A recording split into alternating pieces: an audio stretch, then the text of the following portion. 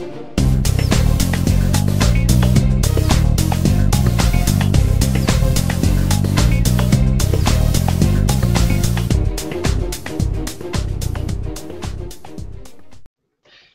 bien, bonsoir à tous et bienvenue une fois de plus dans ce nouvel épisode de eTeachers.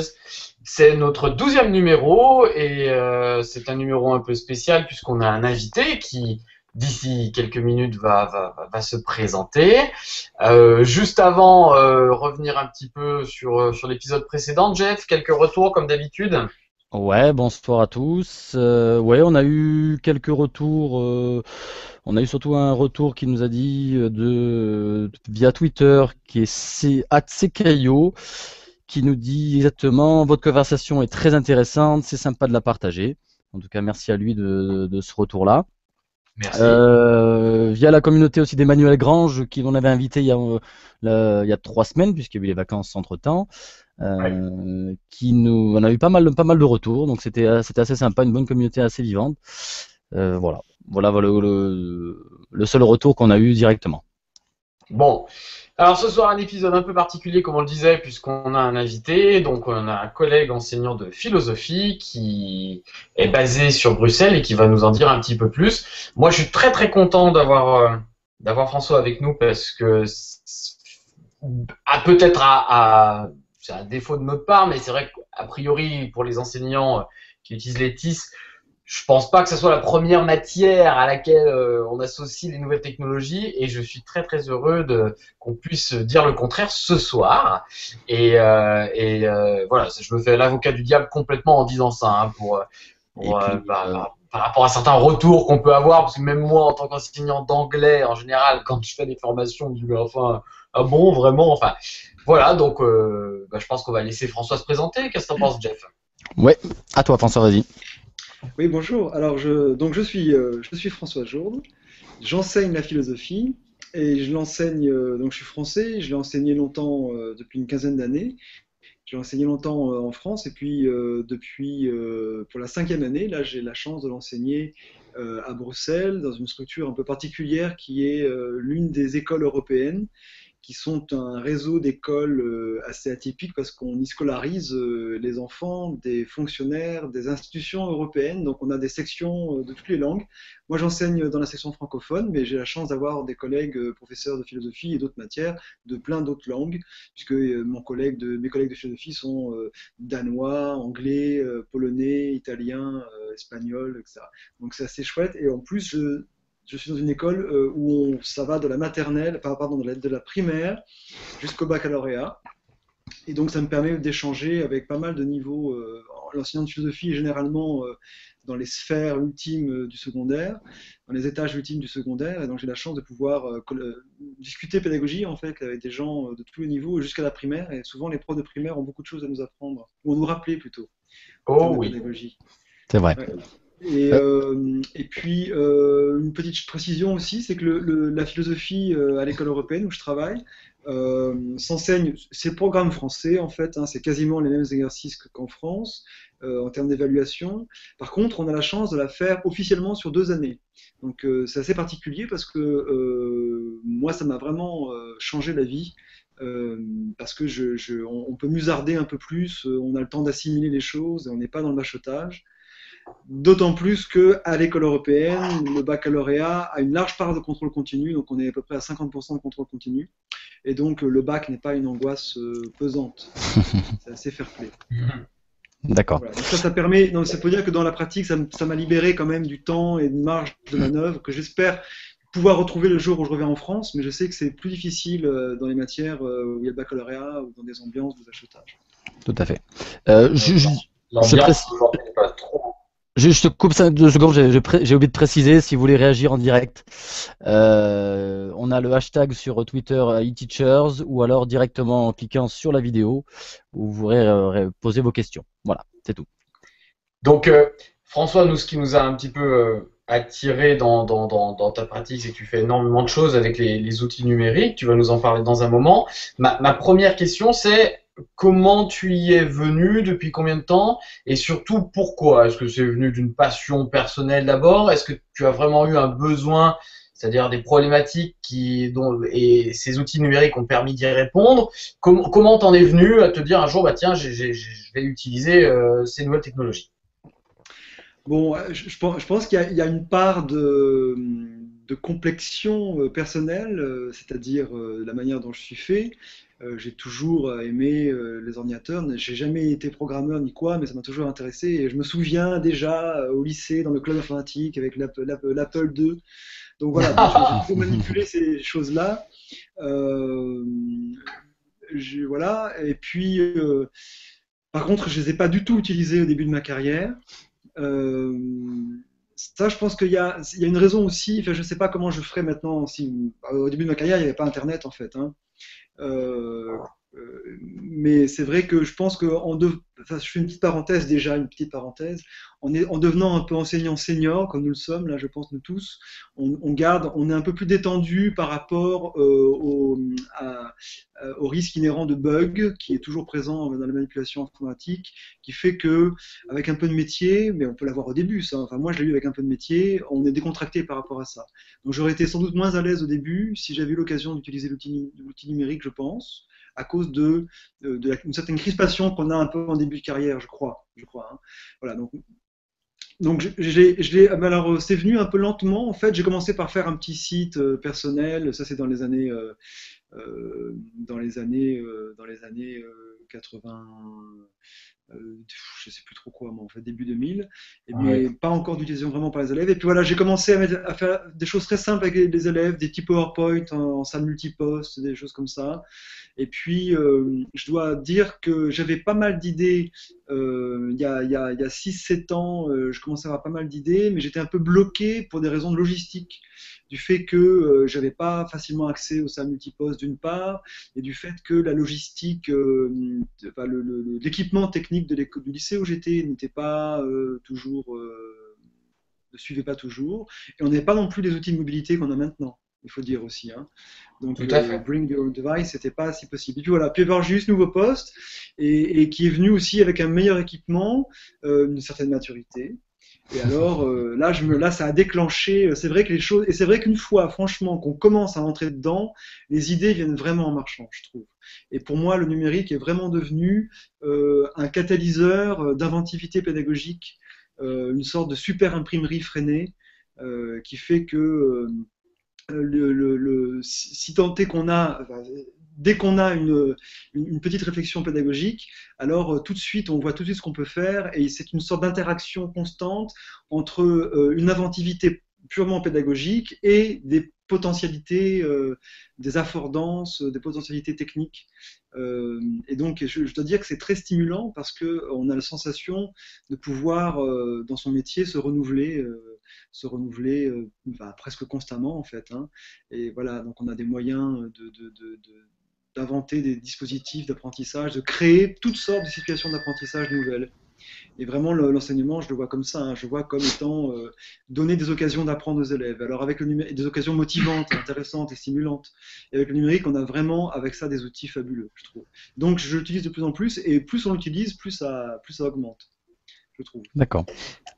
Alors, on va peut-être rentrer dans le vif du sujet. Moi, je t'ai contacté parce que je suis tombé amoureux d'un projet que tu as lancé sur la réalité augmentée.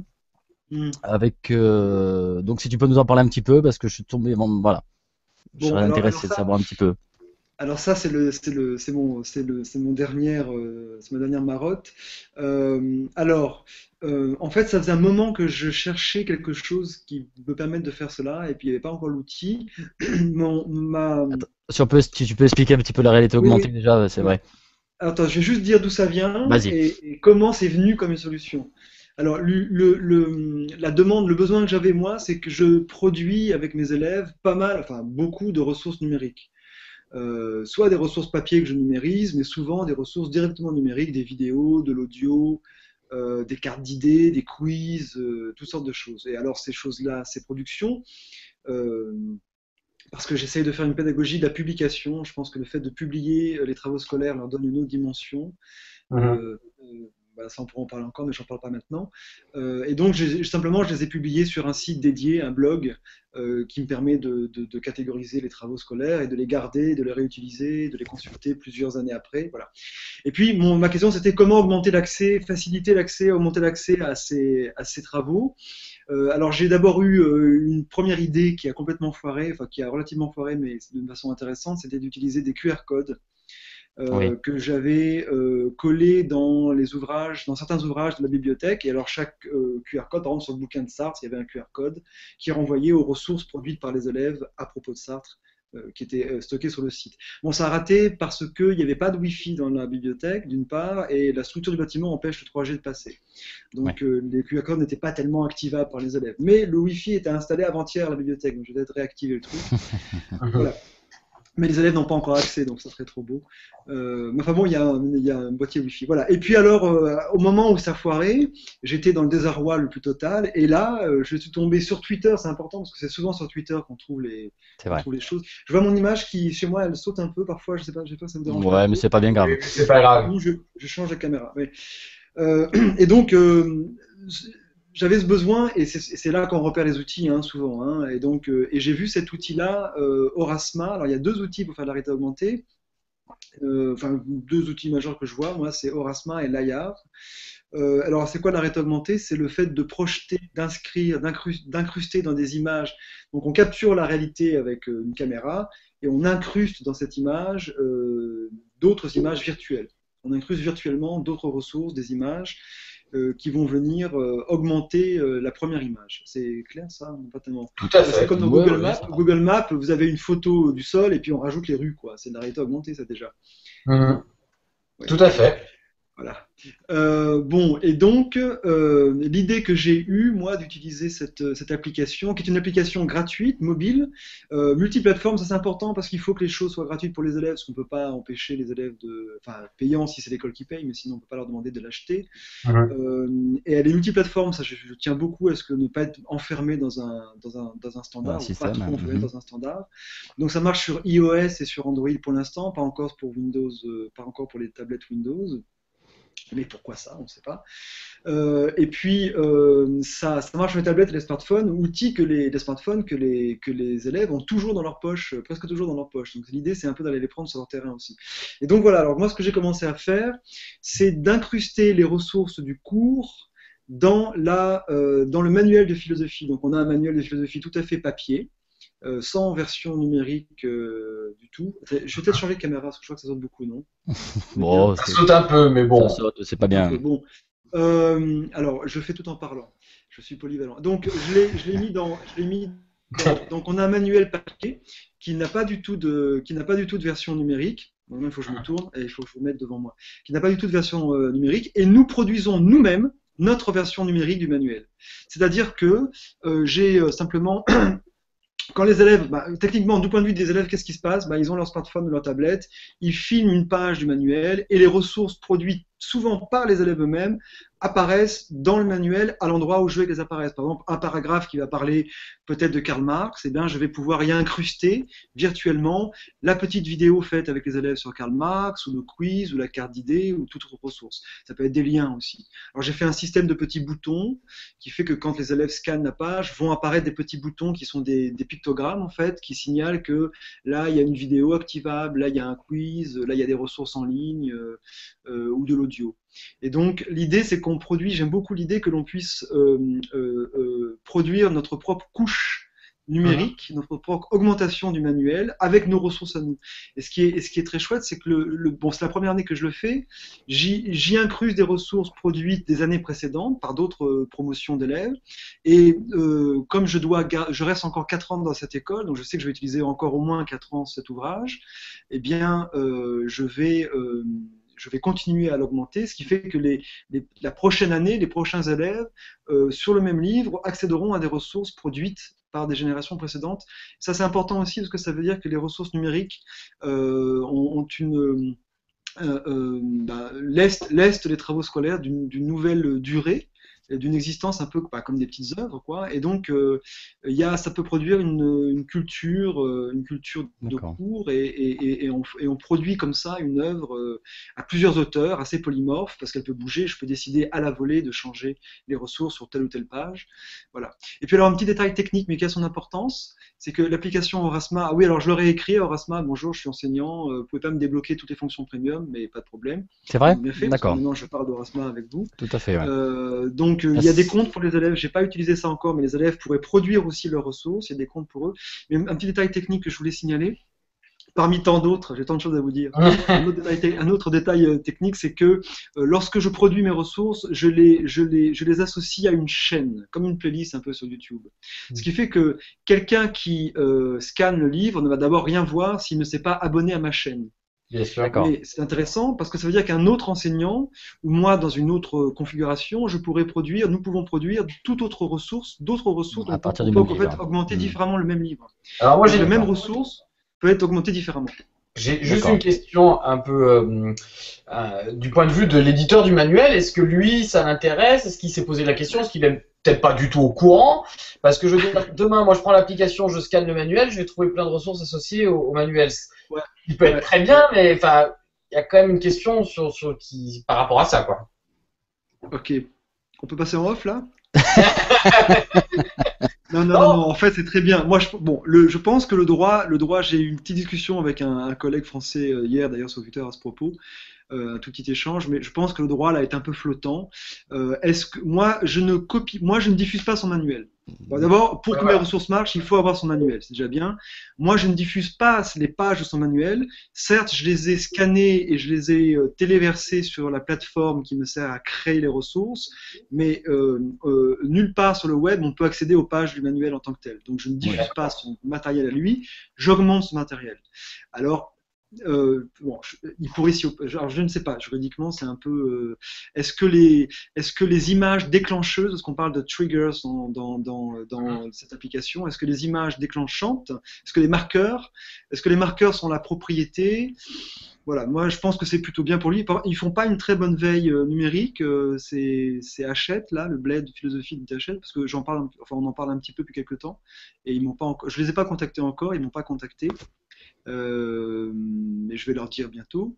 Et puis, D'accord. je pense que c'est plutôt bien pour eux. Voilà. Oui, mais moi Maintenant, je pense aussi. Je Je pense pense aussi, qu'ils sont ouais. plutôt intéressés par te contacter et même te proposer de collaborer parce que c'est le genre d'initiative qui peut vraiment les motiver. voilà. Moi, je trouve ça vraiment exceptionnel. Écoute, ça fait quelques années qu'on est de la partie aussi dans le développement des usages numériques et c'est la première fois que je me dis, waouh, il y a vraiment une plus-value parce que tout ce qu'on voit aujourd'hui, il y a des plus-values bien évidemment, mais euh, rien qui m'avait jamais vraiment mis une telle claque, je le reconnais. Je trouve que c'est une utilisation excellente. Bon, en France, on a quand même encore un peu le problème de l'utilisation des outils nomades. Et moi, je suis pour les faire rentrer dans la classe et je milite pour ça, mais ça pose quand même encore d'énormes problèmes Oui, par rapport à ça. Mais je trouve ça, ouais, vraiment se réapproprier leurs outils, quoi. Leur montrer qu'ils ont une autre utilisation que uniquement le Ah Facebook. oui, ouais, ouais, ouais. oui, mais là, Moi, l'intérêt, c'est qu'ils peuvent aussi. pardon, j'ai toujours en tête Vas-y. une expression, une belle formule de Serge Tisseron qui dit il faut coloniser les outils numériques. Et il faut Oui. coloniser académiquement, scolairement. Mhm. Qui sont des outils, ou alors d'autres disent de transformer les moyens de mass distractions Oui, dans des moyens de mass instruction.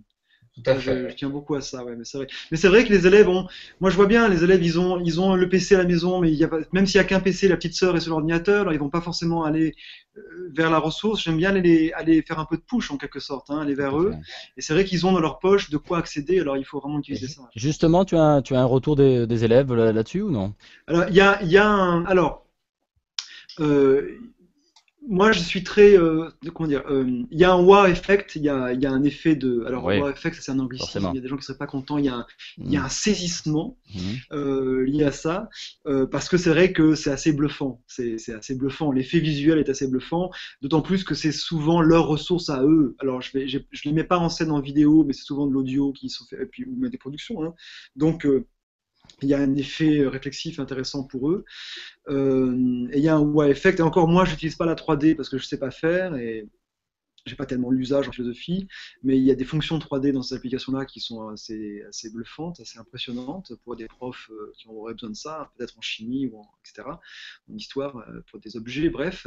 Donc il y a un effet, saisissant. Derrière ça, il faut quand même, bon, quel que soit le caractère ludique de la, comment dirais-je, de la manipulation, ça me fait plaisir qu'ils aillent voir les ressources de façon par curiosité, mais il faut quand même que le prof, je suis pas le seul cours qu'ils ont, et si je veux qu'il y ait vraiment une fréquentation, une utilisation des ressources, il va falloir que je commence, ce que j'ai pas encore fait, à leur faire des activités utilisant cet outil-là. Oui, d'accord. Pour qu'il y ait vraiment une fréquentation plus scolaire et liée à un travail. Alors, une petite précision, ce que je fais aussi, c'est que quand je publie les ressources en réalité augmentée, je m'arrange toujours pour les publier aussi en ligne. C'est-à-dire qu'un élève qui n'aurait pas de smartphone, ou qui ne voudrait pas simplement le faire comme ça, pourrait aussi trouver les ressources en ligne, donc elles sont accessibles. J'essaie de pas les bloquer par rapport à ça. Ok. Alors, tu parlais de production d'élèves. Alors, il y a un outil que tu utilises qui est assez sympa. C'est quand ils font des petites synthèses, hein, je crois, sur le cours. Ouais. Alors, on les voit pas directement. C'est une sorte de un petit personnage animé. Oui. Ouais. Alors ça, c'est un outil que j'aime beaucoup, beaucoup. Que j'utilise depuis quelques temps, qui s'appelle Telagami. Je crois que c'est le seul à faire aussi bien ce qu'il fait. Telagami, en fait, donc c'est une petite application qui fonctionne sur iOS, je suis sûr, sur Android, je crois bien aussi, iPhone, enfin smartphone, on va dire, et tablette. Parce que alors j'aime beaucoup. Je te coupe, les élèves sont équipés de tablettes dans Écoute, ta classe, c'est ça? non, pas énormément. Les tablettes, j'en ai 2, 3, sur tous mes élèves, en tout cas ceux qui viennent. Ils utilisent donc leur propre smartphone, c'est ça? Alors c'est plutôt les smartphones. Les D'accord, tablettes ok, pas très bien. encore chez moi, voilà, pas Ok. encore tellement, sont pas encore très présentes. Alors, mais ce qui est intéressant, donc Telégami, en gros, l'idée c'est les élèves choisissent un petit personnage, ils lui disent que c'est un homme ou une femme, ils l'habillent un petit peu, donc il y a quelques choix de configuration du personnage. Ils choisissent l'arrière-fond dans lequel ce personnage se place, soit parmi un choix que l'application propose, soit en prenant une photo. Et puis ensuite, ils enregistrent 30 secondes de voix. Et une fois qu'ils ont enregistré ça, l'application se charge d'animer le personnage selon ce qui est dit. Alors ça marche très bien, je ne sais pas comment ça fonctionne, enfin, c'est très intelligemment fait. Et donc le personnage. Alors c'était intéressant parce que travailler avec l'image, la vidéo des élèves, d'enregistrer, c'est toujours un peu compliqué, à la fois pour des questions de droit évidemment, et puis des questions d'image de soi à l'adolescence qui ne sont pas évidentes à gérer. Bon, la voix, il y a aussi des questions de droit, mais en tout cas en termes d'image de soi, c'est beaucoup plus simple. Et ils ont des très belles voix en plus, je trouve. C'est très surprenant d'écouter que leur voix. Voici Telagami. Et j'aime beaucoup. Et donc une fois qu'on a publié qu'on a fait cette petite application, soit je leur prête ma tablette ou mon iPhone en essayant de le récupérer après, soit et après ça produit une petite vidéo que l'on peut sauvegarder tout de suite en un clic et faire circuler. Et ce que j'aime beaucoup, c'est que c'est des vidéos de 30 secondes. Alors, si on est vraiment hyper bloqué par ce format contraignant, on peut en faire plusieurs et puis les abouter ensuite, les joindre ensuite. Mais j'aime beaucoup, moi, les contraintes stylistiques, et 30 secondes pour résumer une thèse, pour résumer un texte. Alors, c'est intéressant. Typiquement, j'ai fait travailler sur un texte, exercice ultrascolaire, mais vraiment indispensable.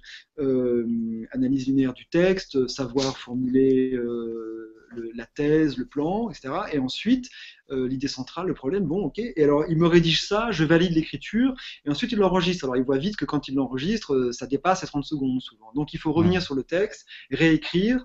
Donc, on est dans un va-et-vient entre l'oralité et l'écriture. Et puis, voilà, donc il y a un exercice de stylisation, d'écriture du texte. Et puis, après, aussi de mise en scène de communication.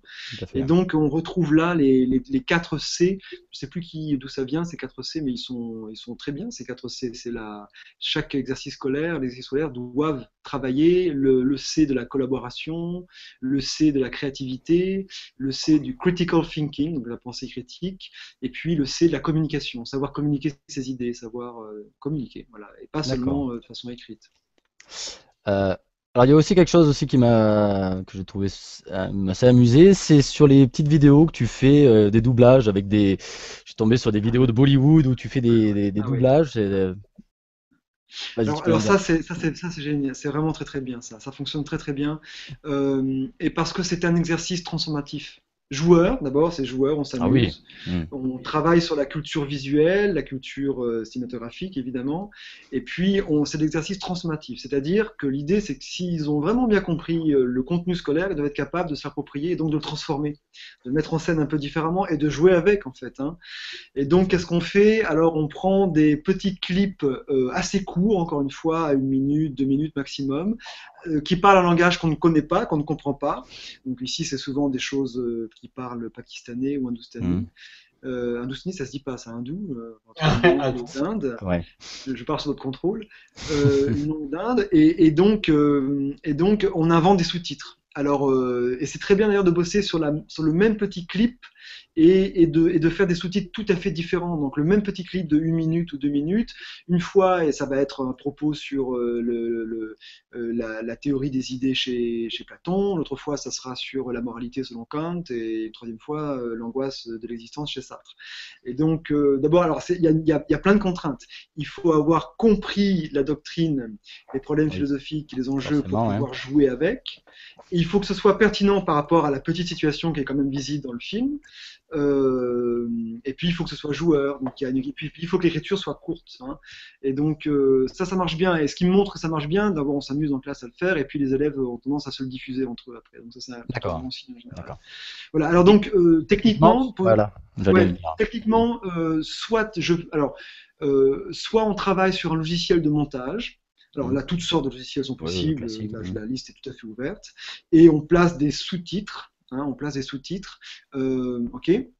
Généralement, ce que je fais moi quand je travaille avec la classe, quand j'ai pas un trop grand groupe, je prépare les petits encarts, je prépare les zones de sous-titres dans mon logiciel, comme ça va vite en classe. Mhm. Alors on peut distribuer un papier on montre d'abord le clip aux élèves, on peut leur distribuer un papier et puis avec les numéros des sous-titres qu'il faut trouver, et puis ils peuvent travailler par groupe et D'accord. puis proposer des sous-titres.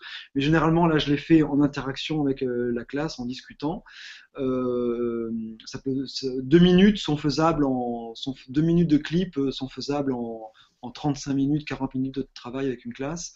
Et puis, donc c'est moi qui m'occupe de mettre en place. Ça peut être un élève qui est bon là-dedans, qui peut s'en occuper, hein, de mettre en place. Techniquement, j'aime bien que ce soit pas moi qui doive manipuler l'outil, parce que quand je manipule trop l'outil, je perds le contact avec la classe. J'aime pas trop ça.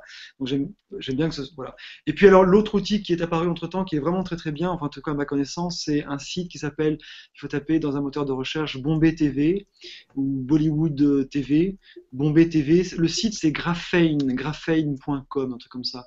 Une agence de pub qui a développé un petit outil en ligne. Alors il vous propose toute une série de petits clips déjà trouvés par eux de Bollywood, et ils ont le petit moteur d'écriture des sous-titres pré-réglé. Et les élèves là n'ont rien d'autre à faire que de choisir le petit clip, d'écrire dans l'outil destiné dans le formulaire les sous-titres, et ça le place automatiquement, et ça produit un lien avec une vidéo qu'on peut ensuite télécharger en bidouillant un petit peu, mais en tout cas ça produit un lien. Et il y a vraiment une bonne quantité de petites vidéos qui peut faire que les travaux des élèves seront très diversifiés. Et ça marche. Alors en salle multiposte, ça, c'est du bonheur. D'accord. T'écris comment, Graphene? Alors Graphane, c'est Graphene, je crois. Graphane. Mais en tapant dans Google ou Google Bombay TV, D'accord, bon, j'essaierai de les mettre sur les notes de l'émission. Ouais, on tombe assez vite dessus. Voilà. Et ils ont dans le même site, ils ont un petit outil aussi de montage vidéo avec des petits clips pré-réglés, et on peut construire aussi un petit film. Ça, j'ai pas encore utilisé. Mais Bombay TV, ça marche très très bien, c'est très facile à utiliser dans des petites séances de cours. Il n'y a pas d'explication à faire aux élèves, ils comprennent tout de suite comment ça marche. Et donc on peut se concentrer sur la créativité et la pertinence du contenu. Ouais. Tu utilises aussi les réseaux sociaux, non, avec tes élèves? Alors ça dépend un peu des années. Cette année, pas trop. Je suis toujours présent, quoi. Mais cette année, pas trop. Si cette année, j'ai commencé un groupe Facebook, ce que je n'avais pas fait avant. Le groupe Facebook, c'est bien parce que les échanges, ils sont. Alors je mets privé à l'américaine avec plein de guillemets, mais disons en tout cas, ça, c'est visible par Facebook. La NSA est parmi. Oui. C'est ça. Voilà.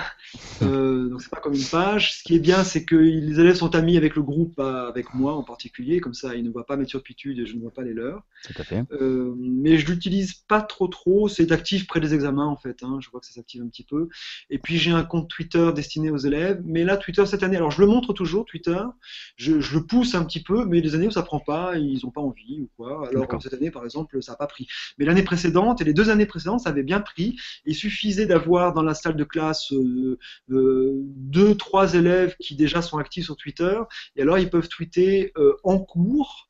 Alors avec leur 3G, ils peuvent tweeter en cours et c'est suffisant pour faire l'exercice où on peut projeter soit en direct, soit à des moments donnés de pause, on peut projeter devant la classe ce qui a été pris en note par eux et alors on peut faire une reprise pour voir est-ce que ça correspond bien à ce qu'on a dit, est-ce qu'on change, est-ce qu'on reprend. Donc je trouve que ça fait des petites, c'est très important d'avoir comme ça des moments de respiration dans le cours, ça fait des petits changements d'activité.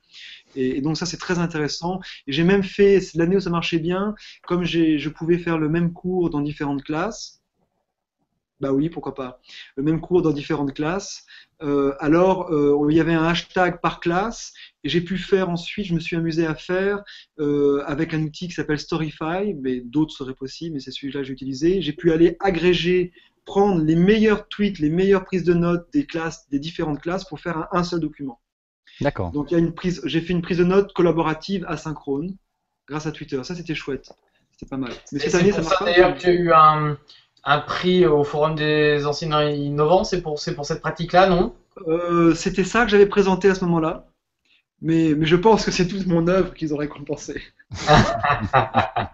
Non, c'était l'activité que j'avais, que j'avais montrée, à ce moment-là. Ouais. Mais ce qui est intéressant, c'est que cette activité, j'ai pas pu la refaire après parce que voilà. Alors j'aime bien aussi que la variété de la panoplie d'outils qu'on a fait que on peut laisser une marge de manœuvre, soit dans nos pratiques à nous évidemment, soit de la part des élèves. J'aime bien leur laisser une marge de manœuvre dans le choix de la modalité d'écriture qu'ils vont prendre. Des fois j'impose, mais des fois je leur dis moi, ce qui m'importe, c'est que vous ayez compris le propos. Maintenant, montrez-le-moi de différentes manières. Alors, je leur donne cette marge de manœuvre là.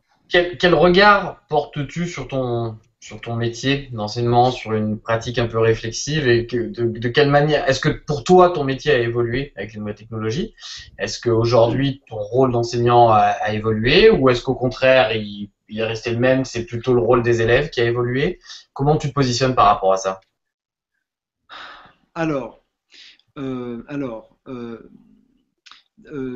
Bon, il a de fait. Alors, moi, je dois dire il a bien évolué parce que dans mon expérience, l'usage des TIS me conduit, je crois, j'espère et je crois, vers une pédagogie plus active.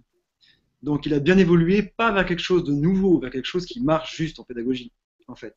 Donc, ça m'a permis, moi, de retrouver, de mettre davantage, de faire moins de cours magistraux. J'en ai jamais, j'en fais encore, hein, et c'est très très bien les cours magistraux à certains moments. C'est des moments magiques très importants qui ne peuvent arriver que entre 4 murs, entre un prof et une classe.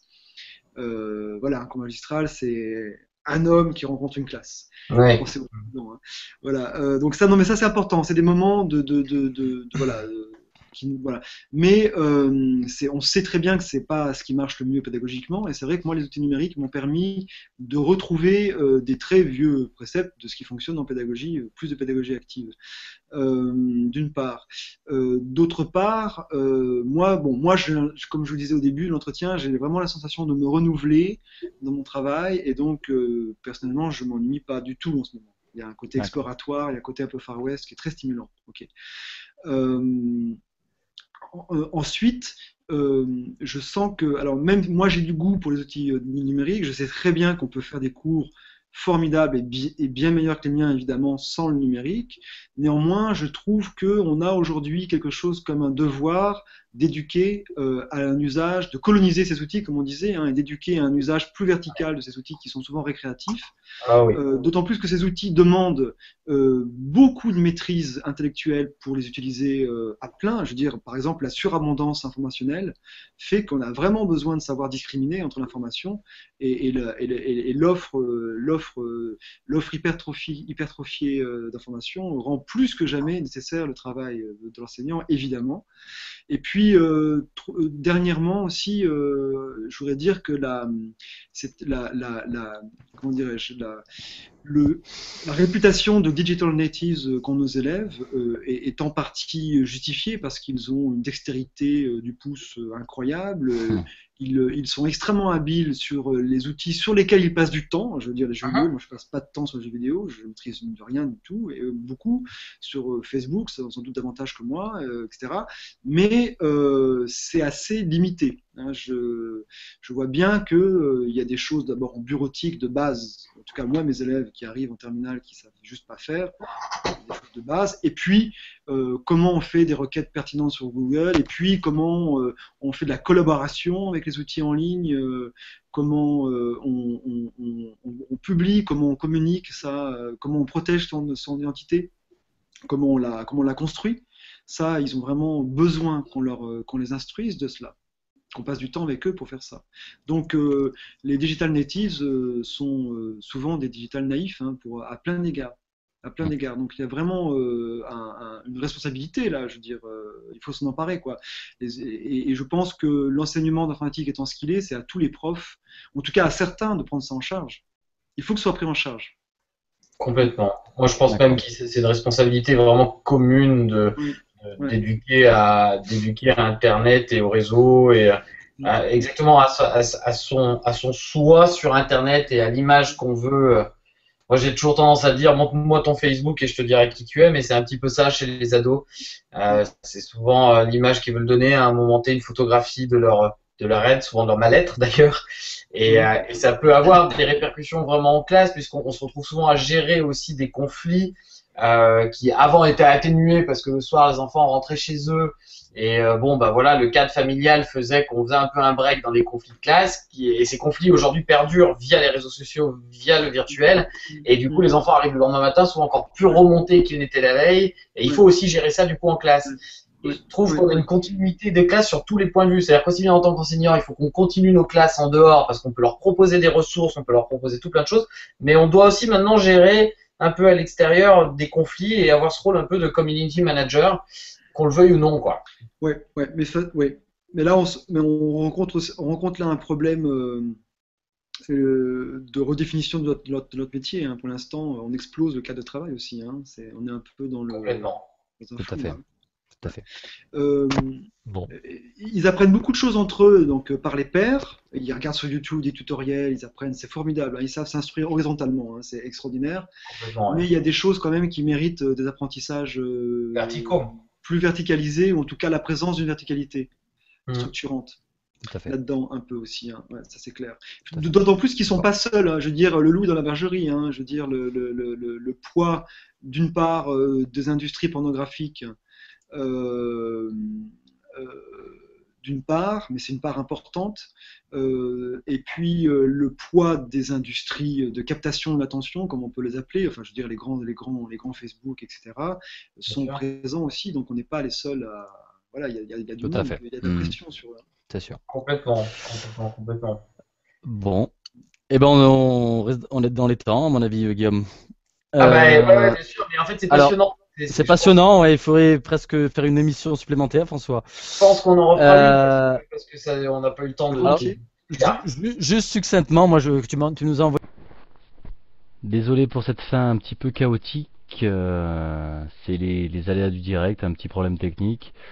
Donc c'était juste pour remercier François Jourde d'avoir accepté notre invitation. Je pense qu'on se refera ça avec François, pour finir un peu plus correctement. Pour contacter François, le plus simple c'est Twitter, c'est @jourde, G-O-U-R-D-E. Son site perso aussi qui est profjourde.wordpress.com. Voilà. Pour contacter nous teachers, c'est toujours e-teachers.fr. Et nos Twitter, c'est @jeff8342 pour moi.